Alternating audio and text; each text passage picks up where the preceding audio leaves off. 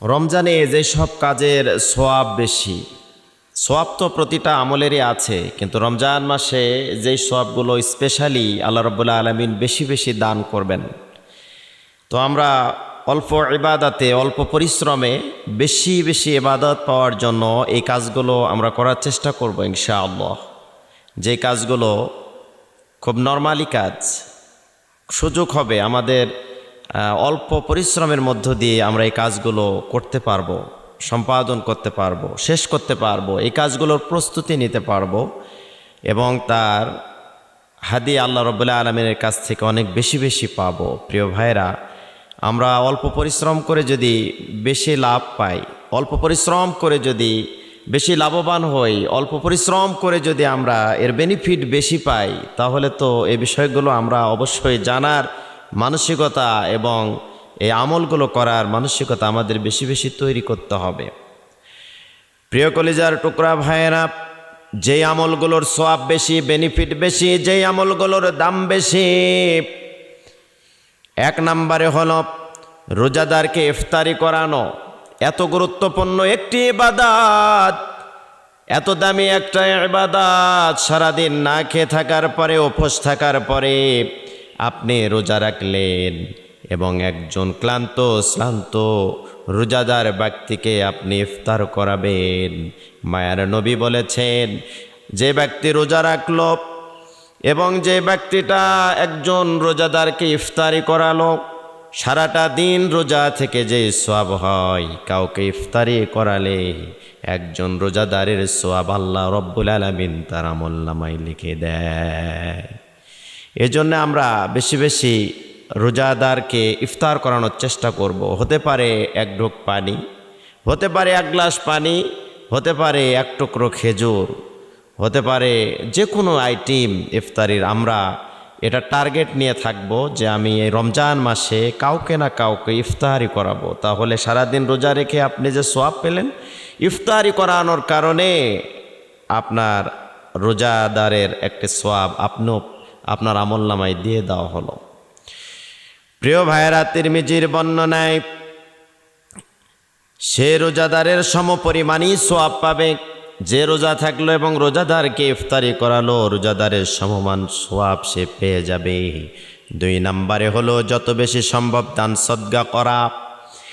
অর্থ কড়ি, রূপা, সোনা দানা, গহনাগুলো জমিয়ে রাখা, টাকা ব্যাংক ভর্তি করে রাখা, সোনালী ব্যাংকে টাকা, ইসলামী ব্যাংকে টাকা, জনতা ব্যাংকে টাকা, যেই ব্যাংকে যান না কেন টাকার টাকা, চতুর্পার্শ্ব টাকা, ডানে বামে সামনে পেছনে টাকার কোনো অভাব নাই, কিন্তু আমলের পাল্লাটা ফাঁকা, আমলের পকেটটা ফাঁকা। এই জন্য সমস্ত ব্যাংক যদি আপনার ভর্তি লোড থাকে টাকা, আর আমলের পাল্লাটা যদি হয়ে যায় ফাঁকা, তাহলে তো ঠিকানা হয়ে যাবে জাহান্নাম। এজন্য নবী করিম সাল্লাল্লাহু আলাইহি সাল্লামকে জিজ্ঞাসা করা হলো, ইয়া রাসূলুল্লাহ, ইয়া হাবিবাল্লাহ, দান করার কি স্তর আছে, কেমন অ্যাবিলিটির যোগ্যতা থাকলে দান করতে হবে? মায়ের নবী বলেছেন, অভাবে থাকো দান করো, আবার যখন ভালো থাকবা তাও দান করবা, যখন তোমার সুসময় থাকবে তখনও দান করবা, যখন অভাবে থাকবা তখনও দান করবা। হযরতে বেলাল একটা চাদর দিয়ে লজ্জাস্থান ঢাকতো, ওই চাদর দিয়ে আবার শরীরটাকে ঢাকতো।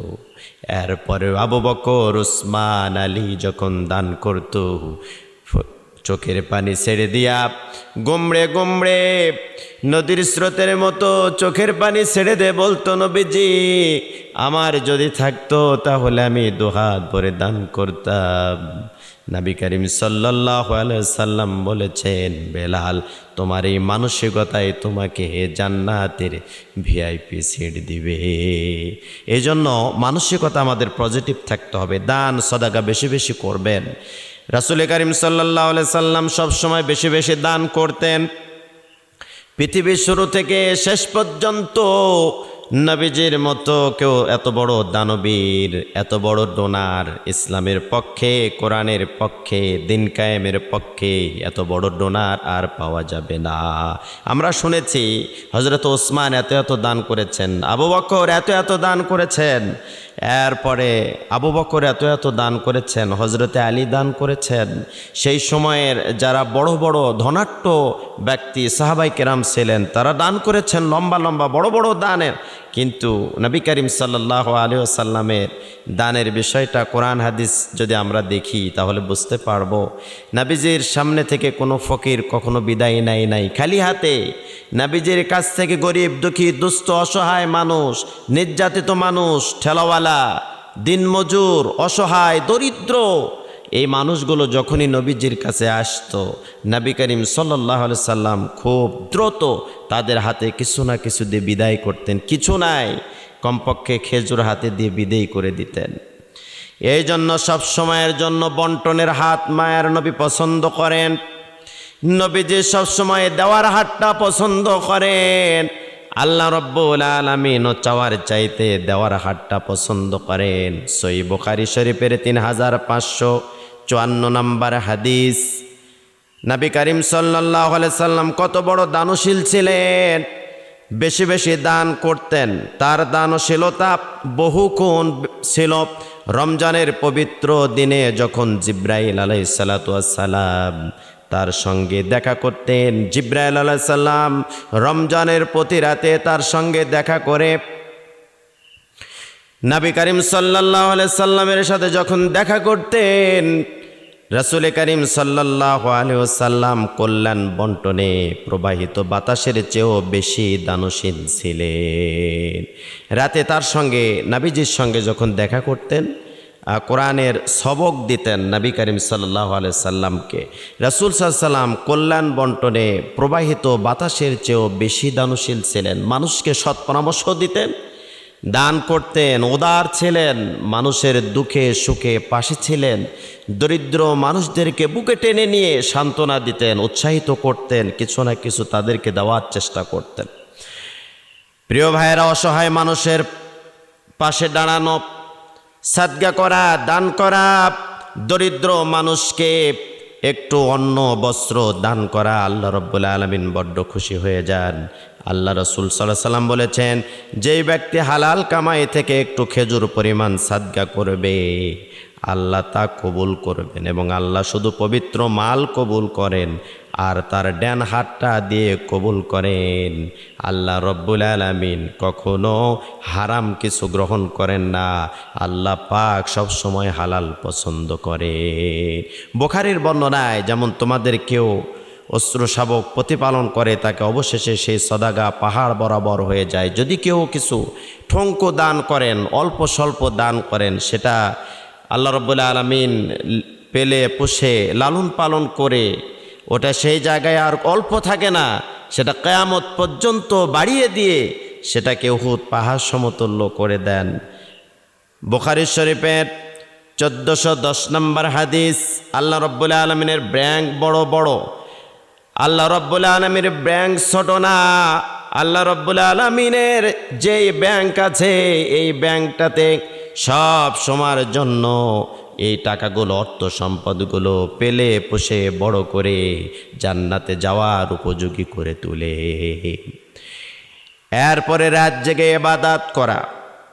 যে বান্দা বান্দি রাত জেগে ইবাদত বন্দেগী করে, সারা রাত জেগে নফল সালাত আদায় করে, কোরআন তেলাওয়াত করে, জিকির করে, আল্লাহ রব্বুল আলামিন তার ইবাদত বন্দেগীটা বড্ড পছন্দ করে। রাসূল করিম সাল্লাল্লাহু আলাইহি ওয়াসাল্লাম বলেছেন, যে ব্যক্তি রমজানের রাতে ঈমান সহ পুণ্যের আশায়, নেকির আশায় রাত জেগে জেগে ইবাদত করে, তার আগের গুনাহ ক্ষমা করে দেওয়া হয়। বুখারী শরীফের 36 নম্বর হাদিস। রমজানে সেই সব কাজের সওয়াব আরও দ্বিগুণ হতে থাকে। অন্যান্য মাসে সওয়াব তো হয়ই, কিন্তু রমজান মাসে সেগুলো আরও সওয়াব দ্বিগুণ হতে থাকে। যেমন ইউটিউবে কোনো কিছু ভিডিও আপলোড দিলে অনেক সময় যদি রিস্ক পেয়ে যায় তাহলে সেটা দ্রুত গতিতে ভিউ হতে থাকে। 11টি মাস আপনি যখন দান করি, এই সময়টা যেমন ফেসবুক পেজ, ইউটিউব এগুলো যখন স্লো থাকে, ডাউন হয়ে যায়, রিস্ক কম থাকে, আবার কখনো কখনো রিস্ক বেড়ে যায়, তেমনি বান্দা বান্দির 11টি মাস একটু আমলের রিস্কটা একটু কম থাকে, ডাউন হয়ে যায়। রমজান মাসে যে বান্দা বান্দিগুলো বেশি বেশি রাত জেগে নফল সালাত আদায় করে, কোরআন তেলাওয়াত করে, আল্লাহ রব্বুল আলামিন আমলের রিস্ক বাড়ায়া দিয়া এটাকে দ্বিগুণ বাড়িয়ে দেয়, ভাইরাল করে দেয়। সুবহানাল্লাহ। প্রিয় ভাইয়ারা, বেশি বেশি কোরআন তেলাওয়াত করা, যেই বান্দা বান্দিগুলো সকাল সন্ধ্যা কোরআনুল কারীম তেলাওয়াত করে, রাতে কোরআন তেলাওয়াত করে, সব সময় যখন সুযোগ পায়, দোকান যখন অবসরে আছেন ব্যবসায়িক ভাইয়েরা, কোরআনটা একটা দোকানে কোরআন রাখেন, তেলাওয়াত শুরু করেন। শিক্ষক মণ্ডলী যারা আছেন, আপনার সাথে ছোট ছোট কোরআন পাওয়া যায়, এটা রাখেন। এখন তো মোবাইল ফোনেও সুন্দর কোরআনের অ্যাপস নামায় কোরআন পড়া যায়। ইচ্ছা থাকলেই উপায় করতে পারবেন, ইচ্ছা থাকলে আপনি নেকি কামাই করতে পারবেন, ইচ্ছা থাকলে জান্নাতে যাওয়া আপনার জন্য সহজ হয়ে যাবে।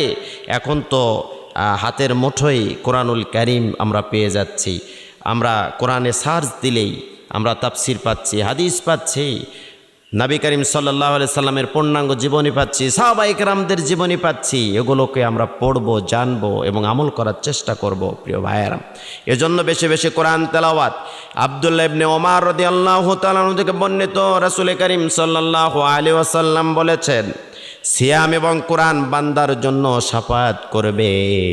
সিয়াম বলবে, হে রব, আমি তাকে দিনে খাবার গ্রহণ থেকে বিরত রাখতাম, যতক্ষণ এই বান্দাকে জান্নাতে দিবেন না ততক্ষণ পর্যন্ত আমি এখান থেকে নড়াচড়া করব না। সারাটা রাত আমি না খেয়ে রেখেছি, প্রবৃত্তির তাড়না মিটাতে বাধা দিয়েছি, অতএব তার ব্যাপারে এখন আমার শাফায়াত কবুল করুন। এরপরে কোরআন বলবে, হে রব, আমি তাকে রাতে ঘুম থেকে বিরত রেখেছি, সারা রাত জেগে জেগে কোরআন পড়েছে, আমল করেছে, তারে যতক্ষণ জান্নাতে দেওয়া হবে না ততক্ষণ পর্যন্ত আমি নড়াচড়া করব না। অতএব তার ব্যাপারে এখন আমার সুপারিশ গ্রহণ করতে হবে।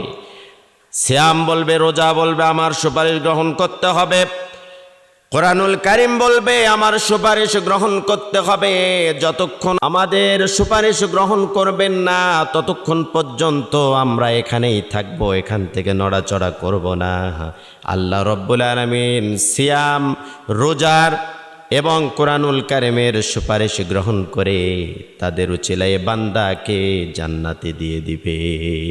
এজন্যে উভয়ের সুপারিশ গ্রহণ করা হবে, অ্যাকসেপ্ট করা হবে। প্রিয় ভাই, একজন অপরজনকে কোরআন শোনানো।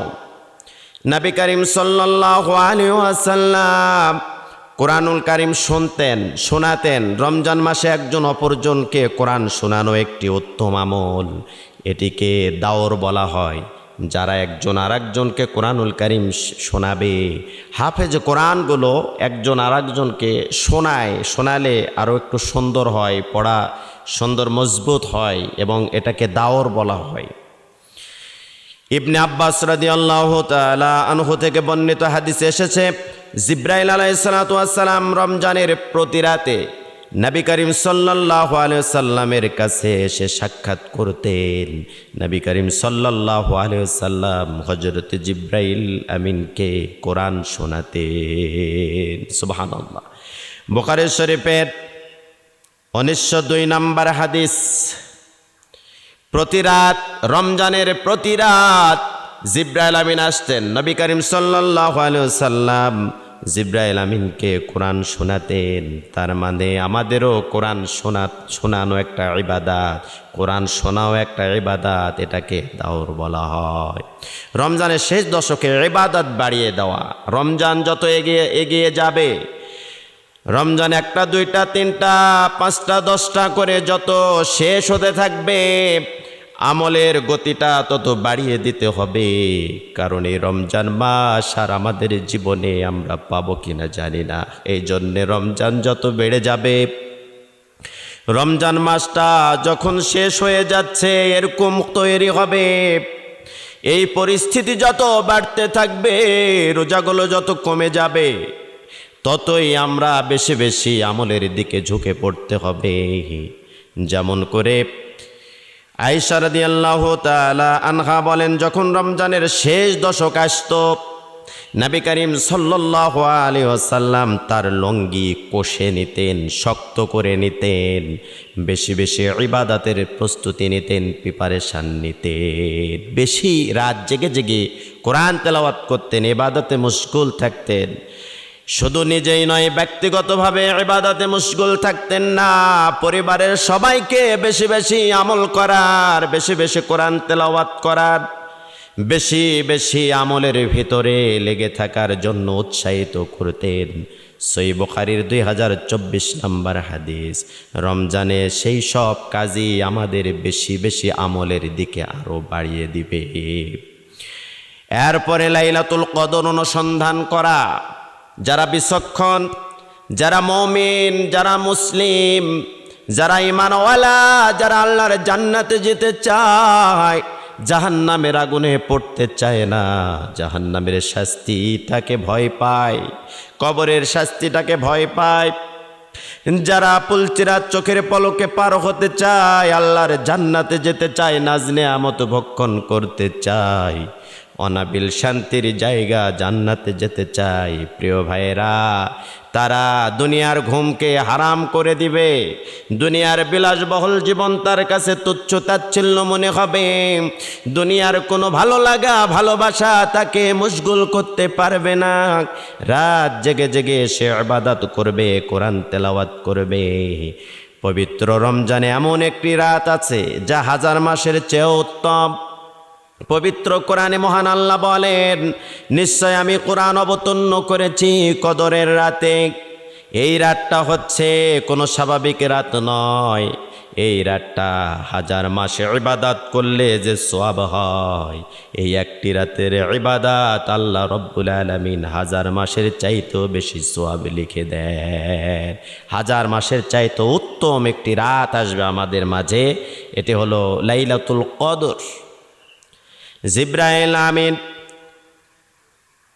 এই কদরের রাতে কুরআনুল কারীম নবীজির কাছে পৌঁছে দিয়েছেন। নিশ্চয় আমি কোরআন অবতীর্ণ করেছি কদরের রাতে। আল্লাহ পাক বলেন, আর আপনি কি জানেন কদরের রাত কি? কদরের রাত 1000 মাসের চেয়েও শ্রেষ্ঠ। সেই রাতে ফেরেশতা রূহ জিবরাইল আমিন অবতীর্ণ হয়। প্রত্যেক কাজে তাদের প্রতিপালকের প্রতিক্রমে শান্তি শান্তি সেই রাত ফজরের সূচনা পর্যন্ত। ঈমানওয়ালা মুমিন মুত্তাকিন এই রাতটাকে যারা জাগ্রত থাকবে, ইবাদত করবে, আমল করবে, তাদের কাছে এই রাতটা অনেক সুন্দর লাগবে, বিরক্ত হবে না। এটা আমলের রাত। এই জন্য আমরা 1000 মাসের চাইতে যেহেতু শ্রেষ্ঠ, এই আমল করার চেষ্টা করব। সহিহ বুখারীর বর্ণনায় 2017 নম্বর হাদিস, সৌভাগ্যবান বান্দাদের কাতারে জায়গা করে নিতে প্রিয় নবী সাল্লাল্লাহু আলাইহি ওয়াসাল্লাম এই রাতের সন্ধান করার ব্যাপারে বিশেষ নির্দেশনা দিয়েছেন। শেষের দশকে, শেষের 10 দিন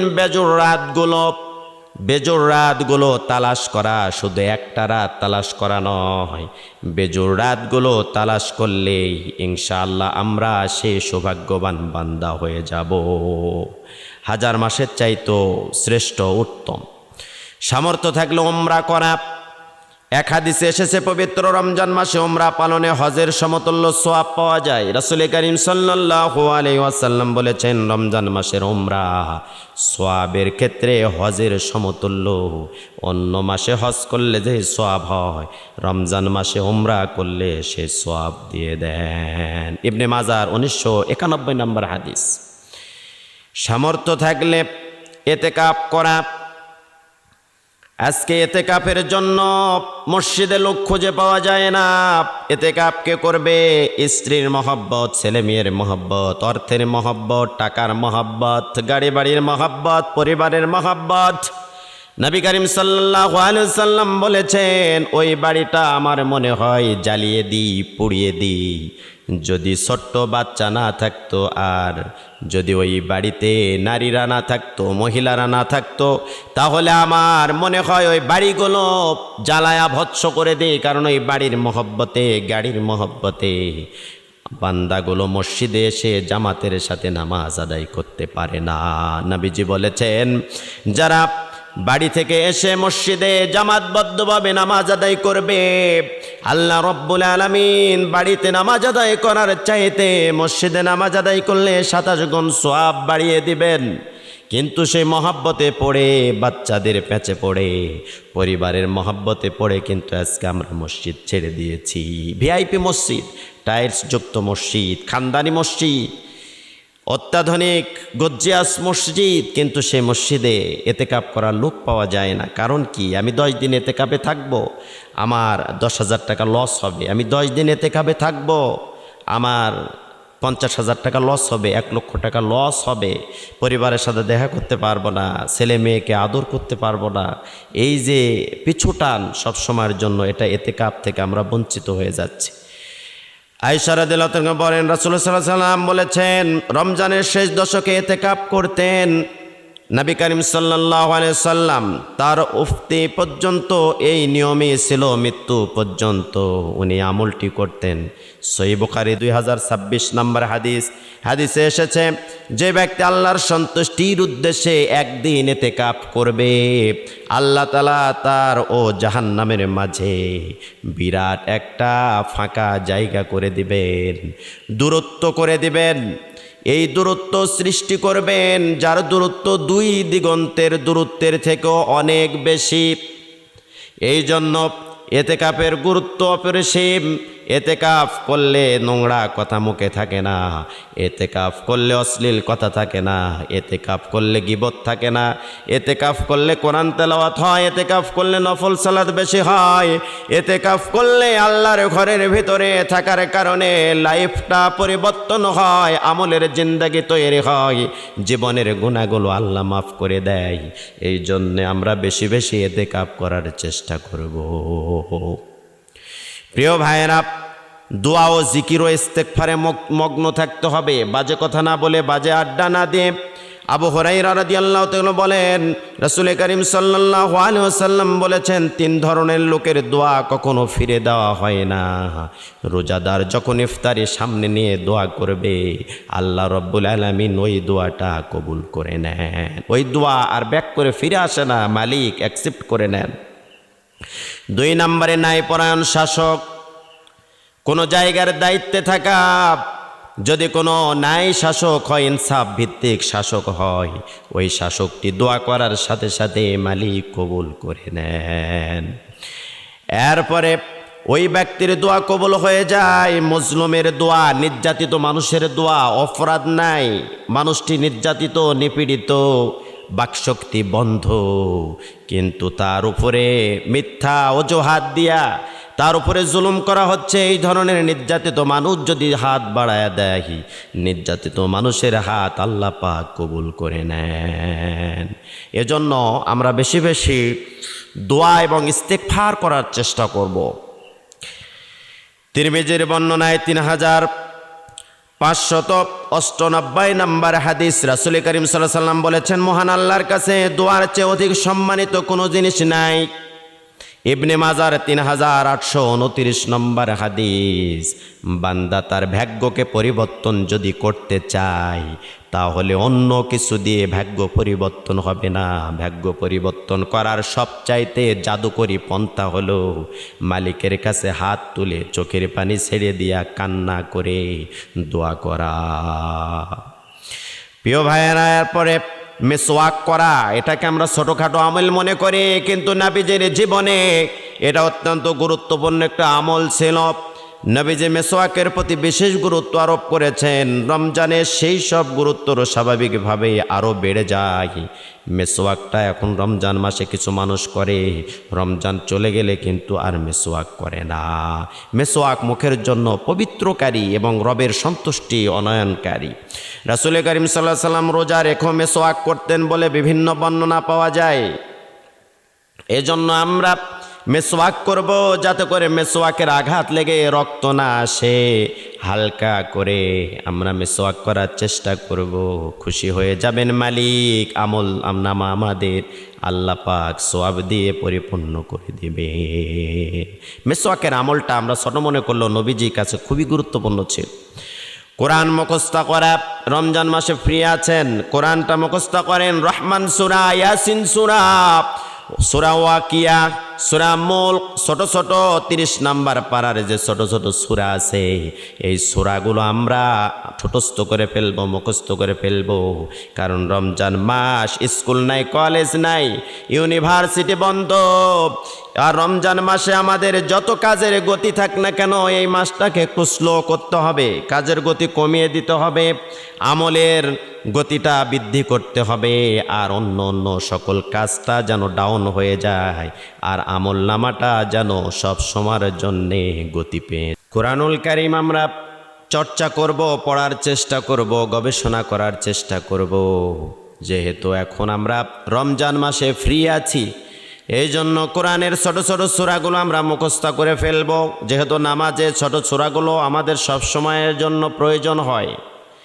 সূরা হিজরের 9 নম্বর আয়াতে রব্বি কারীম বলেন, কোরআন হেফজ করা একটি মর্যাদাপূর্ণ আমল, কেননা আল্লাহ তাআলা নিজেই কোরআন হেফজের দায়িত্ব নিয়েছেন। আর সেই দায়িত্ব তিনি বান্দাদেরকে কোরআন হেফজ করানোর মাধ্যমে সম্পাদন করেছেন। কোরআন এসেছে, নিশ্চয় আমি কোরআন নাজিল করেছি, আর আমি তার হেফাজতকারী। পৃথিবীর সমস্ত মানুষ যদি মিলে কোরআনকে ধ্বংস করতে চায়, কোরআনকে অবজ্ঞা করতে চায়, কোরআনকে বৃদ্ধাঙ্গুলি দেখাতে চায়, কোরআনকে অবমাননা করতে চায়, আল্লাহ রব্বুল আলামিন বলেন, আমি কোরআন নাজিল করেছি এবং কোরআনের হেফাজত করব আমি। পৃথিবীর কোনো শক্তি কোরআনের কোনো কিছু ক্ষতি করতে পারবে না। আল্লাহ পাক কোরআন হেফাজতের দায়িত্ব নিয়েছে। এজন্য আমরা বেশি বেশি কোরআনুল কারীম পড়ব। তিরমিজির বর্ণনায় 1317 নাম্বার হাদিস, কোরআন পড়তে থাকো এবং জান্নাতের মর্যাদার স্তর সমূহে উঠতে থাকো।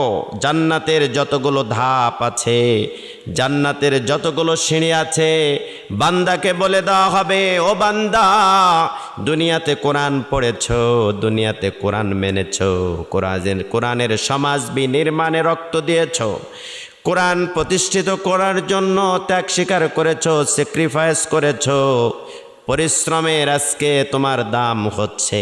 একটা একটা করে আয়াত পড়তে থাকো, আর আয়াতটা শেষ হয়ে যাবে যেখানে, আল্লাহর জান্নাত পেয়ে যাবে সেখানে। এজন্য কোরআনকে যদি আমরা ধরি, আমরা ধারণ করি, পড়ি, কোরআনের পক্ষে থাকি, কোরআনের কথা বলি, কোরআনের জন্য যদি জীবন দিই, কোরআনের জন্য যদি আমাদের সময় ব্যয় করি, কোরআনের জন্য যদি আমরা রক্ত দিই, কোরআন প্রতিষ্ঠার জন্য, কোরআনের সমাজ গড়ার জন্য যদি আমরা প্রচেষ্টা চালাই, তাহলে কোরআন শাফায়াত করে, সুপারিশ করে আমাদেরকে আল্লাহর জান্নাতে নিয়ে যাবে। প্রিয় ভাইয়েরা,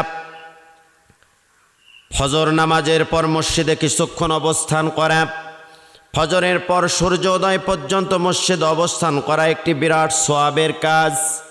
সূর্য উদয় হওয়া পর্যন্ত মসজিদ অপেক্ষা করা, যে ব্যক্তি ফজর জামাত আদায় করার পরে সূর্য উদয় পর্যন্ত মসজিদ অবস্থান করবে, অতঃপর 2 রাকাত সালাত আদায় করবে, সে পরিপূর্ণ হজ ও উমরা করার সওয়াব আল্লাহ রব্বুল আলামিন তার আমলনামায় দিয়ে দিবে। তিরমিজির বর্ণনায় 586 নম্বর হাদিস। রমজানের শেষ দশকে ইবাদত বাড়িয়ে দিবেন। যখন 10টা চলে গেল, 20টা চলে গেল, বেজুর রাত্রির সাথে যখন দেখা হওয়া শুরু হয়ে যাবে, লাইলাতুল কদর যখন আমাদের কাছে পৌঁছে যাবে, আম্মা জান আয়েশা রাদিয়াল্লাহু তাআলা আনহা বলেন, যখন রমজানের শেষ দশক আসতো, তখন নবী করিম সাল্লাল্লাহু আলাইহি ওয়াসাল্লাম লুঙ্গি কষে নিতেন, শক্ত করে নিতেন, ইবাদতের প্রিপারেশন নিতেন, প্রস্তুতি নিতেন, রাত জেগে জেগে আল্লাহকে সেজদা দিতেন, নফল সালাত আদায় করতেন এবং আমলের পাল্লাটা বেশি ভারী করতেন। প্রিয়জনকেও জাগিয়ে দিতেন, স্ত্রীদেরকেও আমলের জন্য তাগিদ দিতেন, আমলের জন্য বেশি বেশি উৎসাহিত করতেন।